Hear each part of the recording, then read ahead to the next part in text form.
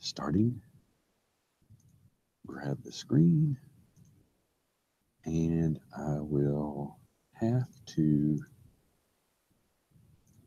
switch books here. I'll have to knock that statics. Go back up, grab dynamics.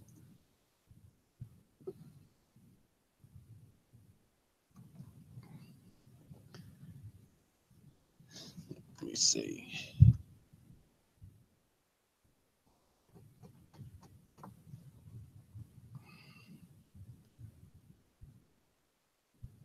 Clear. Oh no, we're coming. View and add web-based document. Yeah.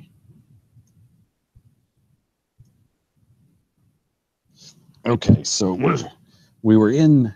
Let me get my pen. We were in projectile motion stuff. I found out last class period how you can write on the actual book, but it's not permanently on the book, which kind of makes it kind of convenient.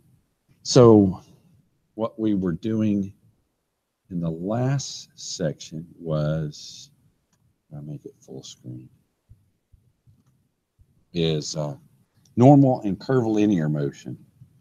So you've seen the, you've seen the v squared over r for the acceleration. And that's kind of what this is. So what you do is you start, say you're driving a car and you're following this blue path. Then essentially you have a normal acceleration back towards here as a result of you turning your wheels. So you got two accelerations, you know, as you're driving along and you're driving down the street, you got your foot, which provides one, and you got your hands that provide another. So as you're driving along a path, you could be going around an arc, and your hands as you turn, that's gonna, am I starting too early? No, okay. Okay. Well, I didn't do anything that much important anyway. So as you do what? Oh yeah, that's it.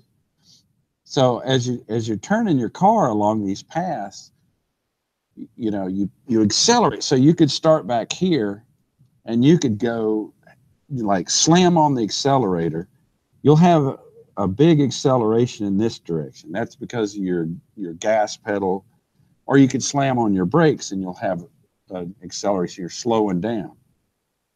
So this is the acceleration that occurs due to this. Think of it, I mean, I'm relating it to a car, is because of your foot, your brake or your accelerator. The one that's in this direction, or if you're over here or over here in this direction, is because of your steering wheel. You turned and you feel yourself going like this. I mean, you can, I've seen people, and I used to do it when I was in, you'd sit there and do this for fun in your car and shake around. And people would look at you like, man, they're crazy over there. But they're just having fun for a minute. So you could sit there and do that and create that acceleration perpendicular to the path you're going. So it turns out that this base vector is the direction of your velocity.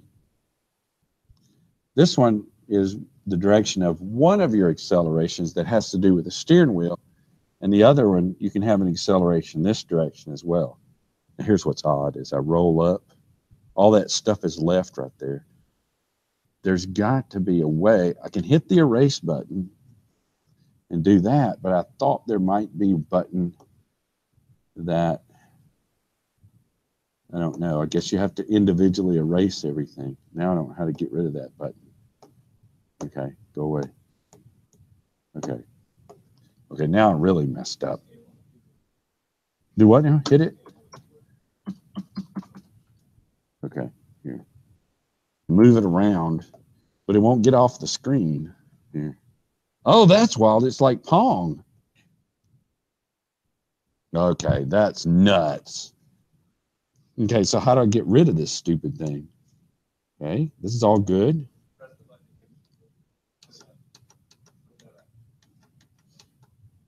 I'll just leave it over there. Maybe it'll go away. Which button? Oh, up here? Okay, what happens if I hit that? Okay, it went away. So we're gonna go with it. And I'm just going to keep erasing like this, okay? So what he's got is he's got the acceleration that's tangential, and he's sort of using this character and saying, well, that's the change in the speed, you know, your gas pedal or your brake pedal. Then he goes down to the next page, and let's get rid of that thing too. On the next page, down along in this page, he sort of writes along in this direction. So he talks about it right here. And I think he does it later on down here. So the tangential acceleration is associated with your brake pedal, your gas pedal. This one's associated with your steering wheel. So it's basically as a result of the change of the direction, what he's saying, the change of the magnitude of the velocity. And that's kind of convenient, although very specific. And I worked a problem in the last class that kind of shows one of the annoyances there with this for me. He talks about three-dimensional, but, you know, I'm going to sort of pass on that right now. So what you end up with is eventually you end up with this. In a general form, you've got the tangential acceleration is associated with the change in your velocity. You got, or he says, or that. You got your normal acceleration, which is associated with turning your steering wheel. The biggest, in these problems, what he does generally is he almost gives you that. And in most of these problems, he'll tell you, you need to find this. Now, this might be different from physics in one regard and only, well, maybe other regards too, but one of the things I see is when you get down here to about right here, this is the one thing that he adds to this section that probably maybe wasn't in your physics class. That's the only thing I can see as possibly a difference. So let's take a look at a problem here. And of course, he's got one right here. We'll just zoom through this real quick and then go work a problem. So what he's telling you is what he normally does. Says, well, the speed is that, and it's increasing like that. So this is your gas pedal. This is the velocity you're going at that instant, at the point where he's identified it as point A right down here. So he says that, oh yeah, this is great. What he's done here is he's gone in here, and let me see. Could I zoom that in? If I zoom it in, the marks won't make much sense, but I'm going to do that and then zoom it in. So, whoops. So what he's saying is, by definition, the velocity is always tangent to the path, since that's the curve that he gave us that this is going on. He takes the derivative, and then what he does, this is weird, but takes the derivative, sticks in x is equal to 10, because that's point A. X is equal to 10 gives you that. So that's a rise over run of 1 foot. I mean, 1 over 1. So, or sorry, 1 meter over 1 meter. So it turns out you take the angle of that, well, that's just 45 degrees. So what he's doing is he's saying, okay, this, yuck. This is the direction of the velocity. Turns out from what he's saying, well, it's 45 degrees there. Well, it's 45 degrees here. So this is what he's doing. He's determined. Yeah, yeah. Why is it going in the negative? Wait, why is it going to the left? Well, because the skier is sliding down the slope. So yeah, the problem I did in the last section was kind of similar in that the curve went like that and the slope went that way, but the guy was going this way. And so you have to kind of compensate for that a little bit. So what happens next, hang on, let me get all this stuff off of here. There's got to be one button you can hit to get rid of it all, but maybe you can't. So the next thing he does is he wants to find this thing. So he takes his equation, which is this thing, which was given in the picture and over here and all over the place, took the first derivative, and then he's going to take the second derivative. Well, the second derivative is nothing more than 1/10. It's just 1/10. So you see it stuck right there. And you see this one stuck right here. And of course, you got to remember to square it. So at this point, you stick in, because where you're at is x is equal to 10 right here. So you stick in x equal to 10, which that doesn't change that, but it does change this. And you get that the radius of curvature is 28 feet. No, 28 meters. And so all you do then is you just go in there and here, hang on. There has to be a way to do this automatically, but maybe one day after class or right before, I'll try to see if I can figure out a way to do that. So all you're doing here is he gave you the speed. He told you this. He just told you that. So that's the tangential component. And then you take the 6 squared, which is 12 over 28, and you get that number. Now, the UN and the UT are specific to this exact diagram.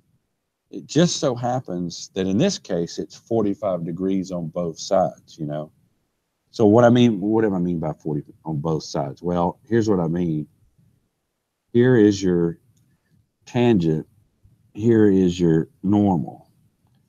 So if you say we're going to look at this angle, yeah, that's 45. Yeah, this is 45. But all of them related to those are 45. So what I'm getting at is if you were going to, somebody was now going to say, tell me the acceleration as an I and a J, where these numbers are to be found, you'd have to break them apart, and then you'd have to use that 45 degrees in order to translate those. So if this makes sense, let's do a problem. And by the way, on the test, I usually don't give these problems from this section because I like the next section better. The one thing I don't like about it is that sometimes, you know, people have, if you give too complicated of an equation right here for this thing, sometimes it causes a problem in evaluating this. What I'm interested in is more of whether you understood certain things than whether you can evaluate them using the special calculator. So I'm fine, you know, just going with it, so to speak. So let's see, let's go. Now these problems, they're too easy because the R is always 300 feet. There's no, that's too easy there. So we'll do some of those, but at the same time, okay, I did this one. So instead of doing this one in class, let's go do another one that was similar. That one. Roller coaster, would the roller coaster be fine? Is there another one? Roller coaster's fine. That's kind of brings up a story. One time I went to, you don't think about it that much, but I went to, what's it called? Six Flags. I'm at Six Flags, having lots of fun. Oh, that's the wrong notebook. Open other notebooks. It'll take a second. Six Flags, and I rode something called the Big Ben or something like that. And it's a roller coaster with wheels. And you're going up and down. And one of the things that was, oh, give me a break. Stupid machine. So one of the things you don't think about on those old rough ones is the bounce. You know, you're driving, but if it's real smooth wheels, you don't feel that bounce. So you're feeling that bounce as you're going along.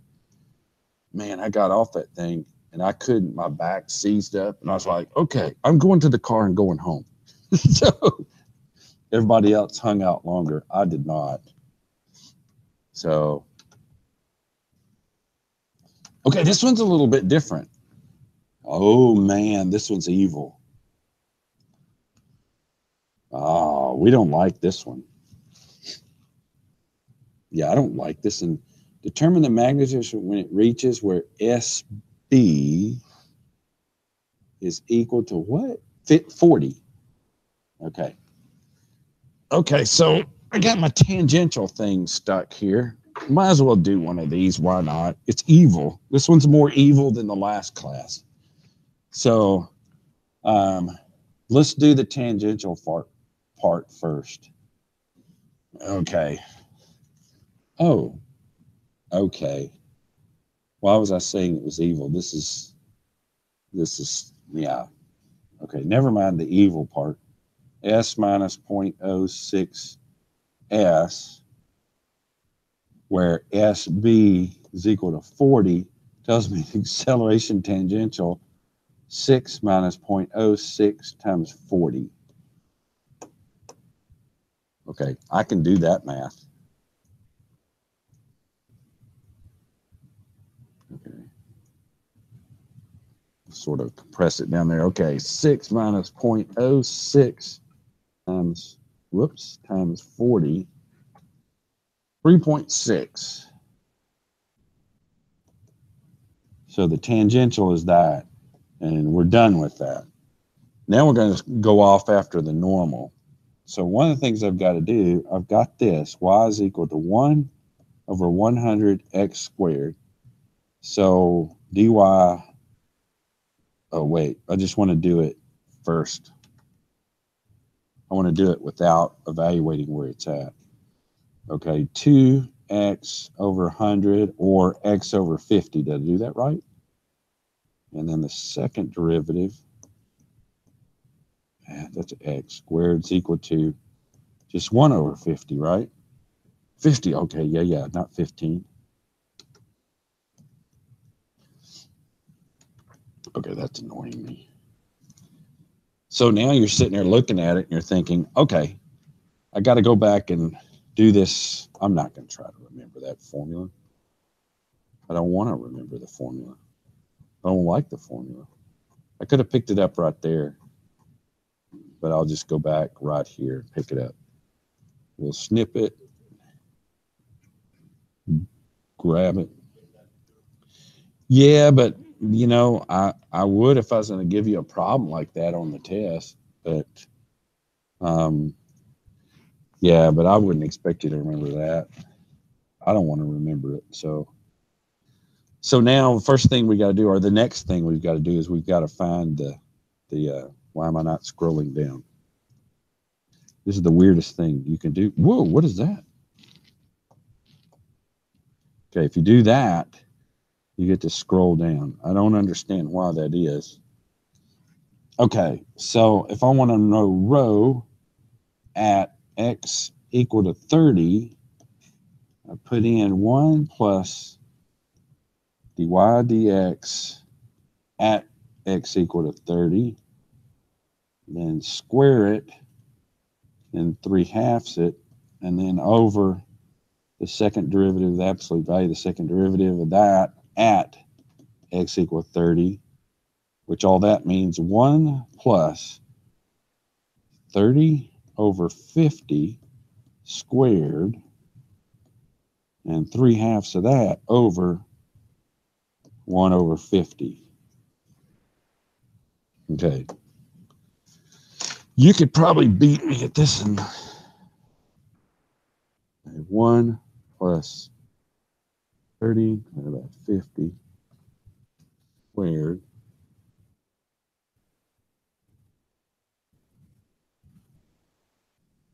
times 50. 79.3? Is that what you got? 79. I'm just going to say it's 79. All right, I'll go ahead and put the 0.3. Okay. So now all you're doing is you're trying to go in. Okay, so your acceleration normal, v squared over that rho, which now I'm going to have to remember what that was, or I'm going to have to look back.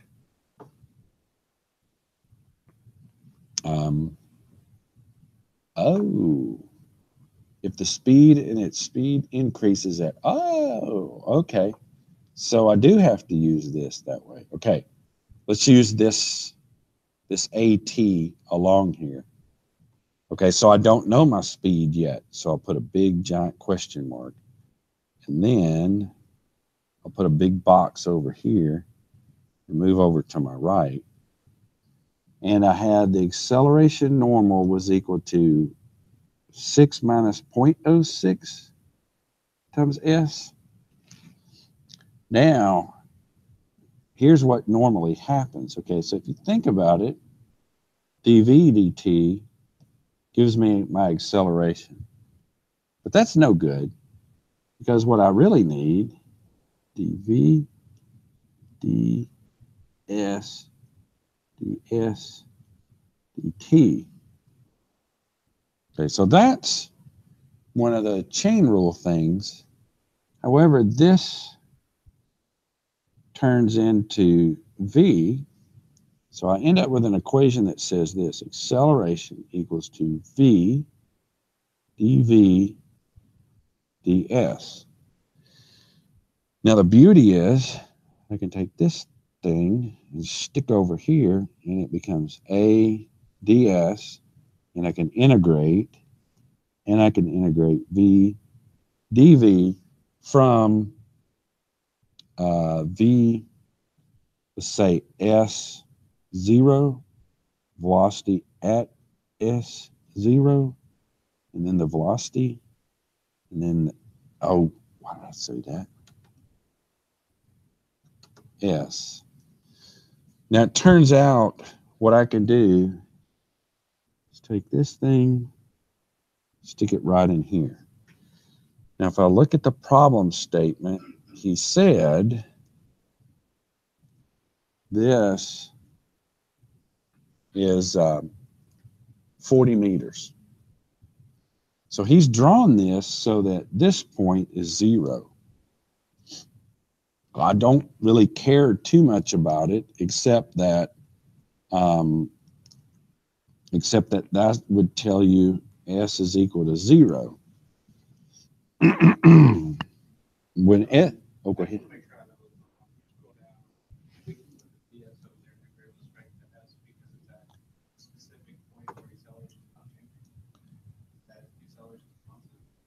Okay, say on the, are you talking about the left side of this one or the right side? The left side, what I do is I'm gonna, let me do that part first. Okay, so let me see if I can do this. Okay, so S0 S 6 minus 0.06, if I copied that right, ds is equal to velocity at s equals 0 and velocity in d, okay, that. Yeah, it's kind of weird like that. This is one of those ones where he's given me the acceleration that way. So I got to go through this little contorted movement, which it comes as a result of this thing.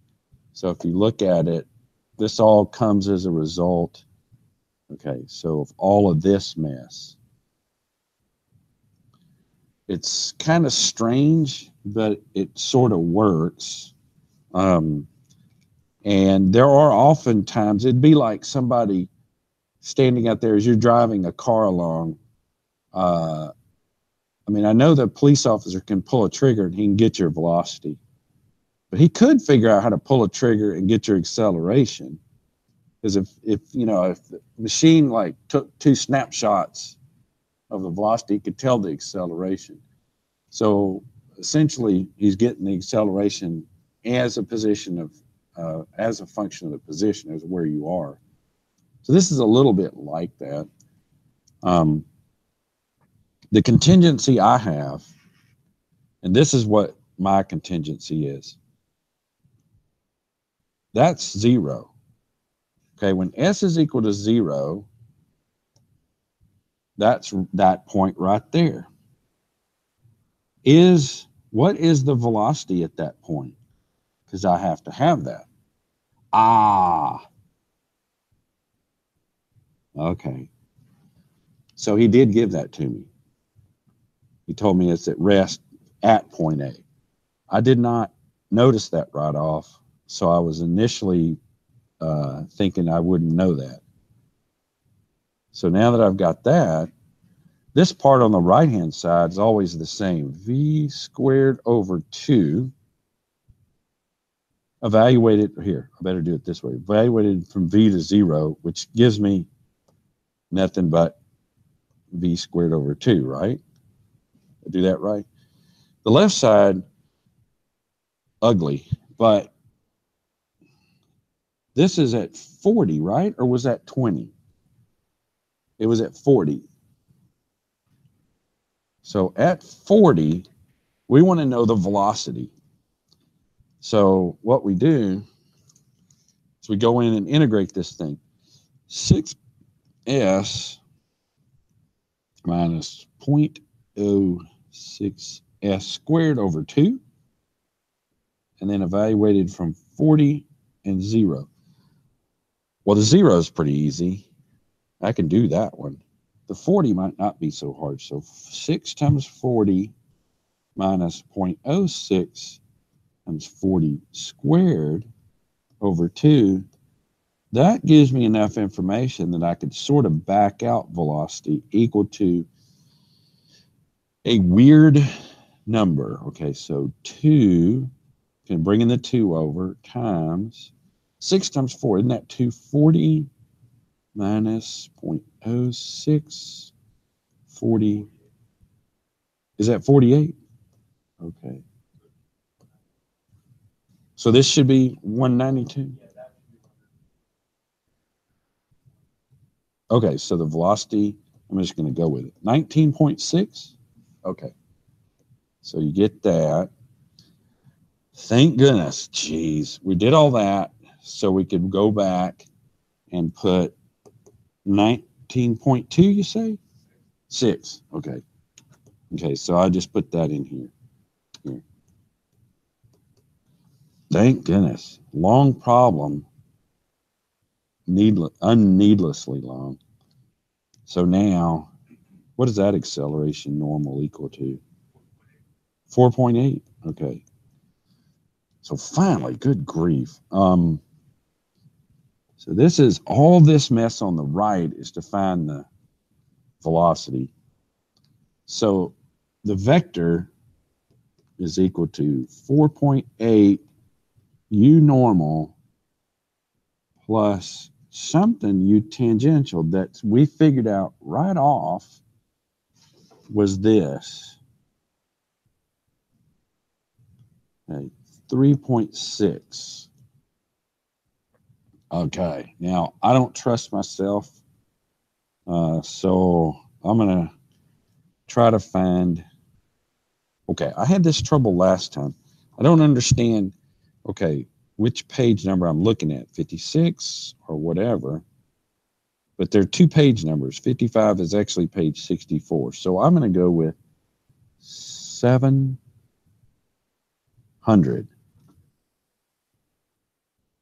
Uh-oh. Do you remember what number this was?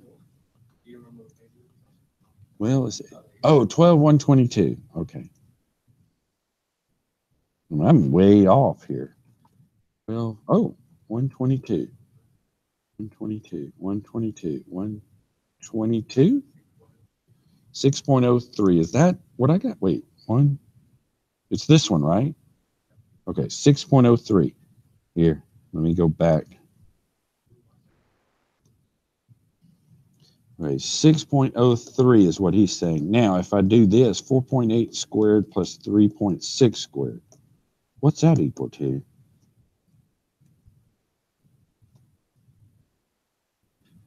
What a long problem to do. Is it? All right, that's good enough. Okay, so do what now? Oh, okay, okay. Isn't that crazy? So the last, okay, so I tell you, you guys didn't luck out. The last class, okay, so what we did, okay, come on. Okay, come on, here. I just want to go to the page number. Oh, I didn't know you could do that. Oh, maybe trash can it. There we go. 58? Oh, okay. Pretty good. Pretty close.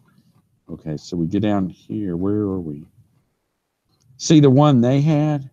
Look at this. This tells you how easy theirs was. It told you right off what the tangential acceleration was. So I didn't have to do any of that monkeying around to find the voice. And then it told you exactly what the speed was. Theirs was really easy compared to what we just did. Now, I got to try something. How do I do this? Okay, I can do that. I can click these things, put them in a trash can, but I don't know how to do them globally. So all these kind of are the same. There's, I mean, here you could do that one, which has coming up over a funny,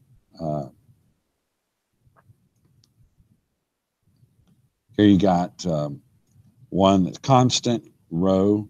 So the complication I see is either the complication associated with finding rho from that equation or doing what he does to you right here. 300? Oh, the one we just did? This right here? Oh, well, it's supposed to be the distance from the center of the, yeah. So I'm guessing that this is a situation where all of them are the same. You know, in other words, it's a perfect circle. If it's a perfect circle, rho never changes as a function. That's the thing about these other ones that make it obnoxious. Okay, so if you go back to the one we just did, okay, there it is. So technically, the rho will be different here than it would be over here, that it might be back here. I mean, all these would be different, you know, so the rho is different as you come down. So you could imagine it like this. If you're going straight, the rho is infinite. So there's nothing pulling you left or right. You go through a small arc, and then you do like this. I mean, that arc is real short compared to right back here. It's a big old long arc. Here's an infinite arc. So in these particular cases, the rho is a function of, I guess you could say, S, or a function of time, which you never really have to do that. But if you're going in circles, a perfect circle over and over and over, and you're in the parking lot doing this, you know, rho's just 30 feet or whatever. That's actually how they test, you know, cars. When they're talking about this lateral acceleration, they'll take a car, and I think there's a line painted out on the airport road, and it's a circle. The driver has to just keep going faster and faster and faster until the car just slides off. And that's the largest G force that the car can take, you know. So that'd be a good job. Let's see if I can do all. No. Oh, select text. What's it doing? Oh, no. An error occurred. Please reopen your file to ensure that it can be accessed. Who cares? I think I goofed that one up, didn't I? I was just trying to select all these things to get rid of them all. Well, it looks like it categorizes some of them together. So like, for example, here's a car where the guy is going like this. This is a fairly simple problem in the fact that, you know, if you're sitting out here, here's your U tangential, here's your U normal. And actually, this one's V squared over rho, which is 4 squared over 50, because there's your 50. And then your other one's just straight up. That's it. Now, of course, he puts an S on here. So he's going to have to tell you something about, oh, here's S, 10 meters. So multiply it times 10. You got your answer. So your acceleration there would be 10 times that, or 0.5 U tangential plus I'll just say 4 squared over 50, u normal. That's the easy. Those are the easy forms of these problems. So, okay, he doesn't categorize any. Oh, none of this stuff. Yeah. The biggest thing for me, I like, and okay, so this is particular problems, and there's some homework associated with it, but I don't want us to be caught up in evaluating. See, because the thing is if I go in and give a problem associated with this equation, then most of the time it's a form x, y is equal to a function of x. So some people have calculators, they can put all that in and push the button, it'll all come out. So I'm thinking, no, I don't. I mean, it's okay, but I don't want to test over that. So it turns out the next section, which actually this section could be thought of, not always, but could be thought of as a subset of it, is dealing with polar coordinates. So if you go into that, okay. Oh yeah, it comes back and haunts you. But, unfortunately, it haunts you really bad in this course. But what we find out is there's a funny form associated with this where you can easily go from polar to regular coordinates, but it's over in the next chapter after we do this one. So what I did in the last class here, let's see if we can just reference their notes. Let's see. So what I did is I started off with this, and I said, well, in essence, this is the picture that was there. In essence, what you've got, is if you line up say my elbow was where O was, and you do that, and you follow this path, and you end up, say, right there, the base vector, which by definition, these are supposed to be unit length. So is the I, so is the J. These are all unit length vectors. This one's supposed to be length 1, that one's supposed to be length 1, this one's supposed to be length 1, and this one's supposed to be length 1.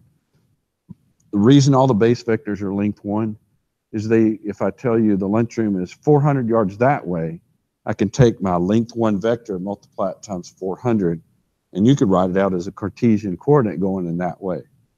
So that wherever you're pointing, your finger is just think as length 1. So just imagine that's length 1 and this is length 1, although it's not. When it moves, it didn't change lengths, but it changed directions. So I and J are not time dependent, but it turns out that these other base vectors are time dependent. And the way I approach this is I think, well, since I and J are not, and U R and U theta are, I need to figure out how to relate U R back to the I and J, and I can figure this out. U R and U theta are just base vectors. So if somebody, okay, so for example, the next thing he does in the book in polar coordinates is this. He comes in, he says, oh, R vector is equal to some length R times UR. And you look at that, you're thinking, what in the world is he talking about? Until you realize that's a function of time, and so is that. For the first time, you see a base vector which changes as a function of time. So if you're looking for the velocity, it's dr dt. It's equal to the R times UR plus, for the first time, you've got the base vector changing with respect to time. So it's awful. Not bad, but it's different because you never had I and J and K, for that matter, are not a function of time. They never end up in this derivative over here. So you look back over here and you think, well, if UR is just a vector that points in that direction, and as I move my arm back and forth, it changes where it's pointing to, and we're interested in it for the fact that there's rotating equipment. And so what's going to happen is if I have this fixed and it's rotating, the point that it's rotating, you know, I'll put a dot on my thumb and say my arm is just rotating at 3,600 RPM, like say this direction. No, I can't do that. But if you did, at some instant, this would point in the direction of the rotation always.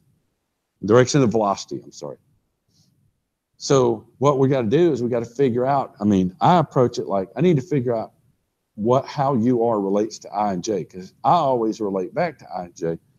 Turns out in the next chapter that it automatically relates back, and it's kind of cool.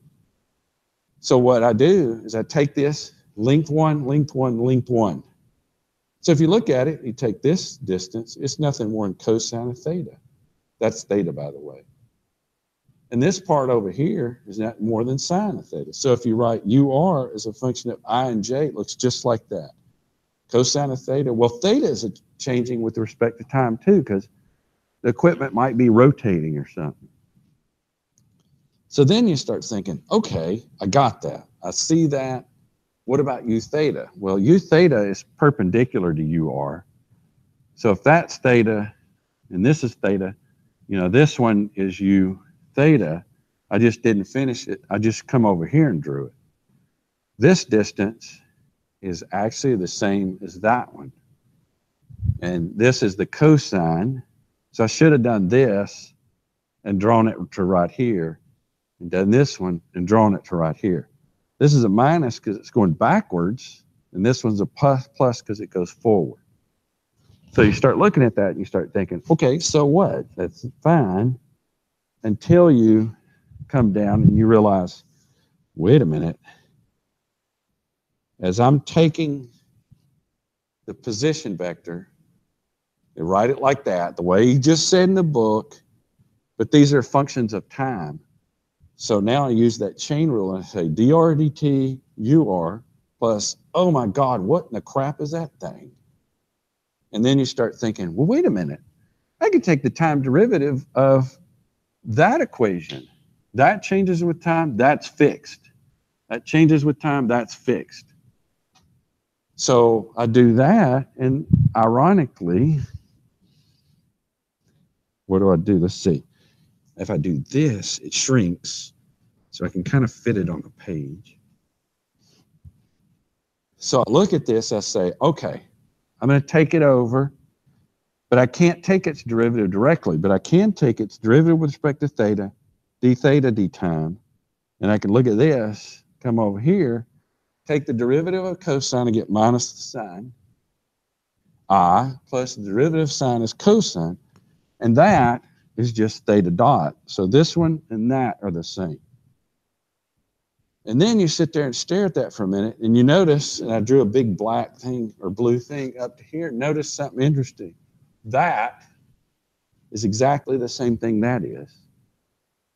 And so it turns out, derivative of the change in the base vector with respect to time is nothing more than theta dot, or the speed in radians per second that this thing is moving, times that vector.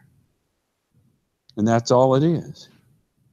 And then what's so funny, not funny in a ha-ha sort of sense, take the derivative of this with respect to time, you just get minus that times the other vector. So one is the opposite of the other, and it just goes back and forth.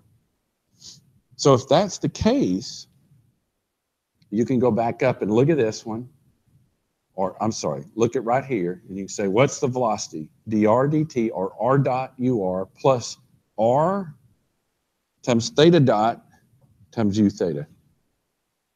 So now, which is that. Now, think about this for a second. Okay, and I stopped right here in the last lecture, but here I'll do a couple, I have an extra few minutes. Let's say you had a flywheel. Imagine that's perfectly round. Actually, draw. I can make one perfectly round. Whoa. Okay. Now, yeah. Look at that. Okay. So imagine I had a perfectly round wheel. There's your center. and I painted a spot on it right there. I looked at it. Here's R. So if I painted on it like that, and it's just spinning round and round and round, and say this is going, 5 radians per second, round and round, which that means that theta dot is equal 5 radians every second. Then that term is what? What is that term?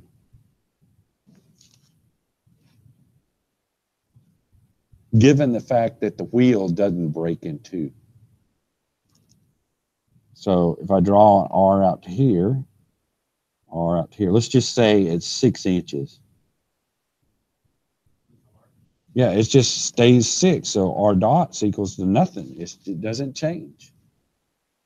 So then you come down here and you say, hey, wait a minute. Okay, wait. Uh-oh. So what is R theta dot? Well, and let's look at it. It's 6 inches times 5 radians per second.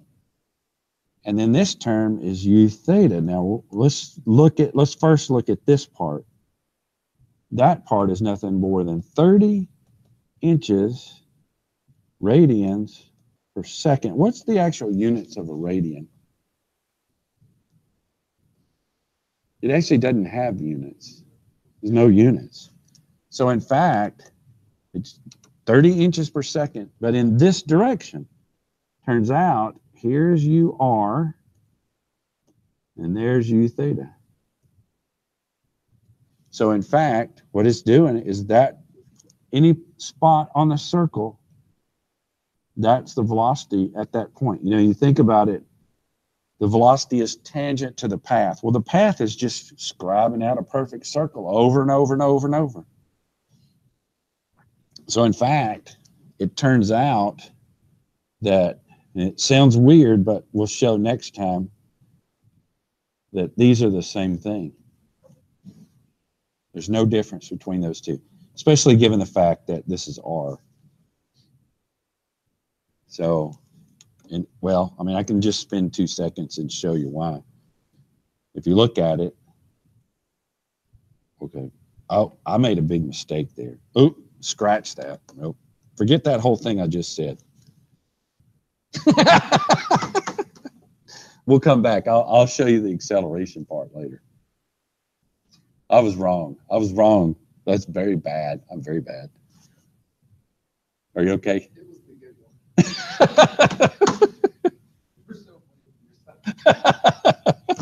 I messed it up, didn't I? And I was happy about it. But this part you see the velocity tangent to the path going around and around.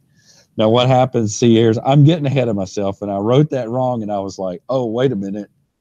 So here's what, let me see if I can get rid of this math. Okay, what I was coming back to, see, I wrote it down completely wrong. That was completely an error. I got ahead of myself. Shouldn't have done that. Okay, here. So here's his equation that, we've got this same thing. I put the R theta right in there and the R dot right in there. That's what that is. Now, here's where I messed up. You got to come back and do it again for acceleration, but here's the acceleration. And it turns out that for a specific case, okay, A theta, if you look real close, I'm sorry, AR. If you don't change R, have no R, you will end up R theta dot squared is equal to V squared over R. Okay, so I spoke too soon. I was talking about accelerations, but I was still with velocity. And I'll show you that next time. We'll look at where this comes from in both classes. So what I'll do is I'll spend some time in the first class trying to make sure my penmanship is a little bit better. And then in this class, I'll come back and sort of review what I did and touch up because I know I'm going to make it ugly looking, but I'm going to try my best. Yeah. Yeah. Yeah. So in fact, it turns out that you just go through this and it seems like it's going to be overwhelming. It's a lot of equations, it's a lot of mess, but what you find out is there's R dot, there's R double dot. Then there's theta, theta dot, and theta double dot. If you can figure out each one of these, you can go in and find out all the accelerations, all the velocities, and everything. And everything works out fine. And so that's when you start working the problems, you start realizing, oh, the problems are a lot easier than what I thought. I thought because there's all this math that the problems were going to be overwhelming. But no, they're simple. They're actually pretty simple. So look at that. No, it didn't take all of them. Okay. How can I select all? This one? Drag the box around the ink you want to select.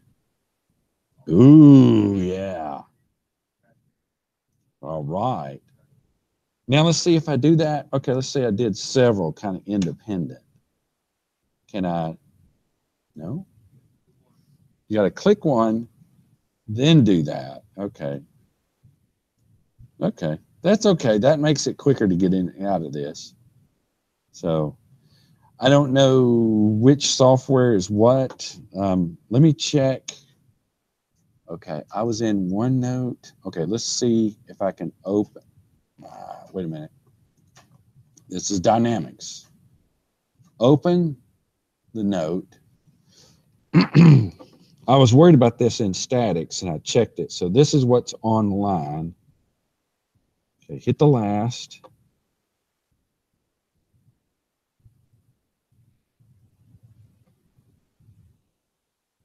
That was where was that where I left off? Or was there another one? Was there another one?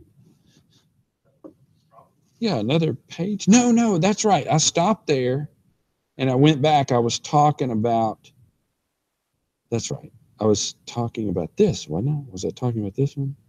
Oh, geez. I don't even remember where I was. Was I here? Yeah, this is where I went back to. Yeah. Okay. So, yeah, everything seems to be there. And then I drew some extra things. Yeah, there's my wheel. Okay. Everything is there. Yeah, that worried me in the middle because I was writing on top of the PDF reader, and I was worried that I was writing on top of OneNote, but I was writing inside OneNote. So it's all good. Everything's happy. All right. We're good. Time for another day.